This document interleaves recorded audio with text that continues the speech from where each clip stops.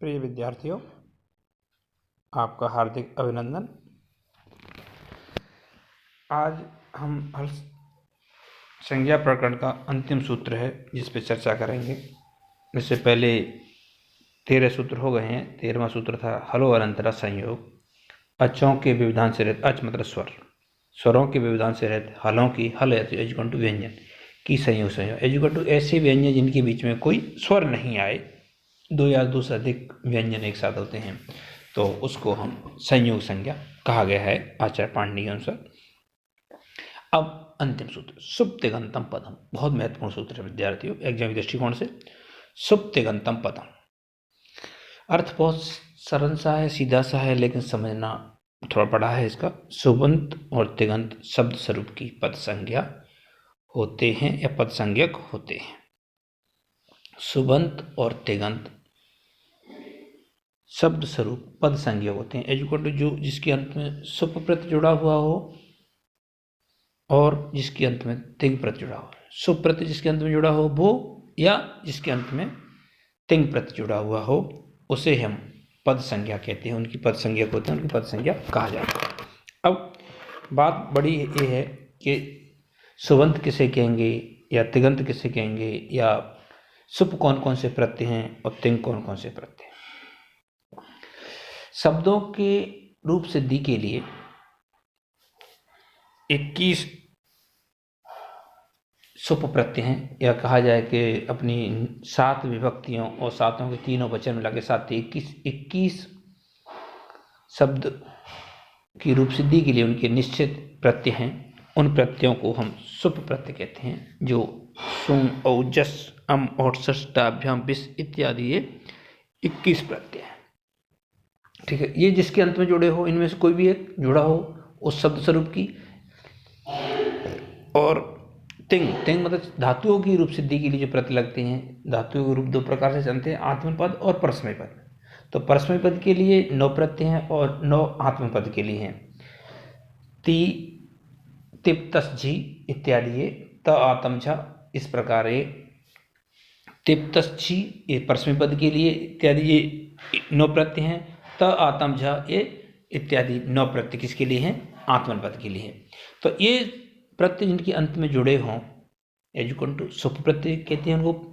सुबंत सुप प्रत्यय 21 हैं। सुप प्रत्यय जिसके अंत में जुड़ा हो, या फिर तिंग प्रत्यय 18 प्रत्यय हैं वो, तिप, तस, झी इत्यादि 18 प्रत्यय हैं। वो अगर किसी शब्द स्वरूप के पीछे जुड़े हुए हों, जो उस शब्द स्वरूप को, उस ऐसा शब्द है जिसके अंत में जुड़े हो, सुबंत हो या तिगंत हो, तो उसको हम पद कहते हैं।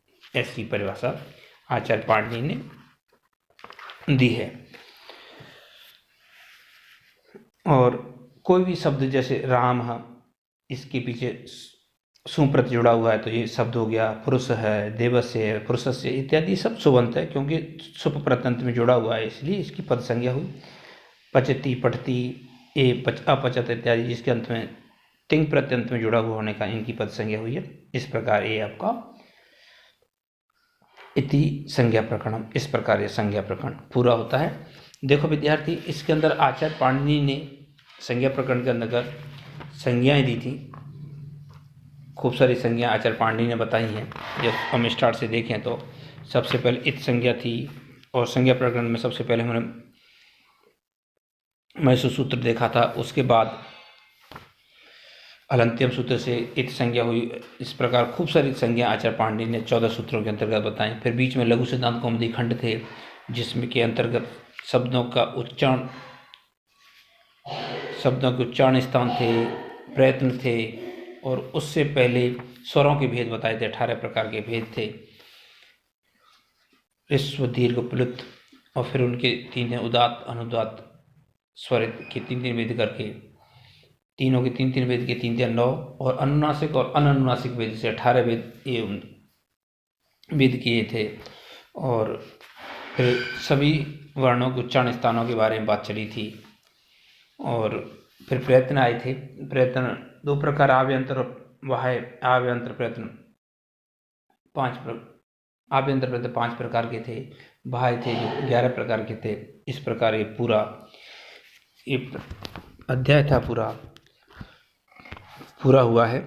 और अब इसके बाद हम बात करेंगे तो वो चलेगा अपने संधियों का। तो सबसे पहले स्वर संधि आपके कोर्स में होगी, लेकिन इससे पहले थोड़ा सा मैं एक दो चीज़ें और अभी चाह रहा हूँ मैं कि बताऊँ आपको कि जैसे कवर का अ को विसर्जन नाम कंठ, क वर्ग अ 18 प्रकार के क वर्ग और ह और विसर्ग का उच्चारण स्थान कंठ होता है। इनका उच्चारण हमारे कंठ से करना चाहिए। और इसी प्रकार ईचू साना तालु 18 प्रकार का ई चू का मतलब च वर्ग च और यह 2 प्रकार के यकार श तालव्य सकार, इनका उच्चारण स्थान तालु से होना चाहिए। इनका उच्चारण स्थान तालु होता है। री टू ससाणाम मूर्धा, तो री ट वर्ग रकार और मूर्धन्य सकार, इनका उच्चारण स्थान मूर्धा से होना चाहिए, या मूर्धा उच्चारण स्थान होता है इनका। लिरी लिरी तु ल सा नाम दंता, लिरी लिरीकार 12 प्रकार के, तु त वर्ग, ल लकार 2 प्रकार के हैं, अनुनासिक और अनुनासिक, और स दंत सकार, इनका उच्चारण स्थान दंत से होता है। और अपने जो पंचम वर्ण हैं वो उनका उच्चारण स्थान नासिका होता है। जय मण नण नम, ये उच्चारण स्थान आचार्य पाणिनि के अनुसार नासिका है। और यहाँ एक बीच में रह गया है उपपद्यमानीय ओष्ठव, 18 प्रकार के उकार प वर्ग और उपपद्यमानीय का उच्चारण स्थान ओष्ठ होता है। और ए 12 प्रकार के ए और 12 और आईकार 12 प्रकार के, इनका कंठ तालु उच्चारण स्थान है। और ओदतहु ओ और औकार औ, इनका उच्चारण स्थान कंठ और ओष्ठ है, वह का उच्चारण स्थान दंत और ओष्ठ है। इस प्रकार ये उच्चारण स्थान थे। आभ्यंतर प्रयत्न भी 2 प्रकार के बताए थे। अनुस्वार का उच्चारण स्थान और रह गया, एक अनुस्वार का उच्चारण स्थान नासिका स्थान बताया था। और यतन 2 प्रकार के बताए थे, प्रयत्न 2 प्रकार के थे, आभ्यंतर और वाय। आभ्यंतर प्रयत्न 5 प्रकार के, स्पृष्ट ईशत ईशत विव्रत विव्रत और संव्रत, इस प्रकार।